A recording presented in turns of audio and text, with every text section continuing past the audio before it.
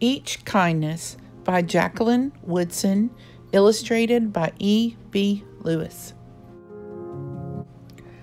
That winter, snow fell on everything, turning the world a brilliant white.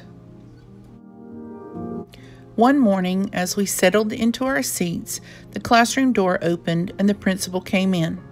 She had a girl with her, and she said to us, "This is Maya." Maya looked down at the floor. I think I heard her whisper, "Hello." We all stared at her. Her coat was open and the clothes beneath it looked old and ragged. Her shoes were spring shoes, not meant for the snow. A strap on one of them had broken. Our teacher, Miss Albert, said, "Say good morning to our new student," but most of us were silent. The only empty seat was next to me. That's where our teacher put Maya. And on that first day, Maya turned to me and smiled. But I didn't smile back. I moved my chair, myself, and my books a little farther away from her. When she looked my way, I turned to the window and stared out at the snow.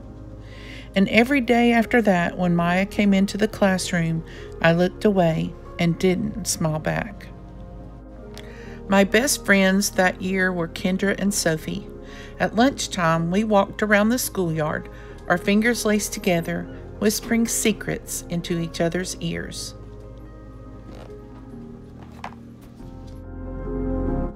One day, while we were near the slide, Maya came over to us. She held open her hand to show us the shiny jacks and tiny red balls she'd gotten for her birthday. "It's a high bouncer," she said, but none of us wanted to play. So Maya played a game against herself. That afternoon, when we got back into the classroom, Maya whispered to me, "Bet you can't guess who the new Jacks champion of the world is." Behind me, Andrew whispered, "Chloe's got a new friend. Chloe's got a new friend." "She's not my friend," I whispered back. The weeks passed. Every day we whispered about Maya, laughing at her clothes, her shoes, the strange food she brought for lunch. Some days Maya held out her hand to show us what she had brought to school. A deck of cards, pickup sticks, a small tattered doll. Whenever she asked us to play, we said no. The days grew warmer and warmer. The pond thawed. Grass began growing where snow had once been. One day, Maya came to school wearing a pretty dress and fancy shoes. But the shoes and the dress looked like they belonged to another girl before Maya. "I have a new name for her," Kendra whispered. "Never knew. Everything she has comes from a second-hand store." We all laughed. Maya stood by the fence. She was holding a jump rope, but did not come over to us to ask if we wanted to play. After a while, she folded it double, rolled the ends around each hand, and started jumping. She jumped around the whole schoolyard without stopping. She didn't look up once, just jumped, jumped, jumped. The next day, Maya's seat was empty. In class that morning, we were talking about kindness. Miss Albert had brought a big bowl into class and filled it with water. We all gathered around her desk and watched her drop a small stone into it. Tiny waves rippled out away from the stone. "This is what kindness does," Miss Albert said.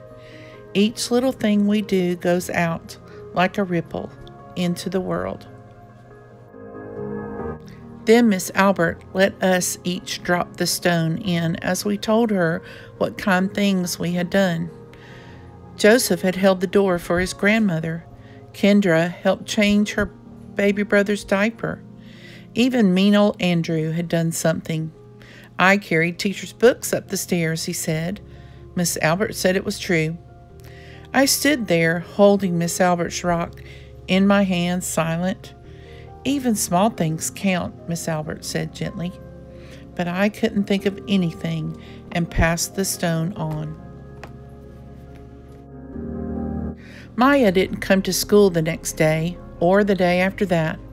Each morning I walked to school slowly, hoping this would be the day Maya returned and she'd look at me and smile. I promised myself this would be the day I smiled back. Each kindness, Miss Albert had said, makes the whole world a little bit better. But Maya's seat remained empty, and one day Miss Albert announced to the class that Maya wouldn't be coming back. Her family had to move away, Miss Albert said. Then she told us to take out our notebooks. It was time for spelling. That afternoon, I walked home alone.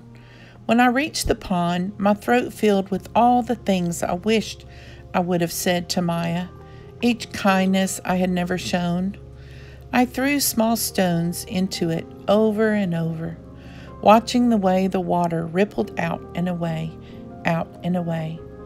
like each kindness done and not done, like every girl somewhere, holding a small gift out to someone, and that someone turning away from it.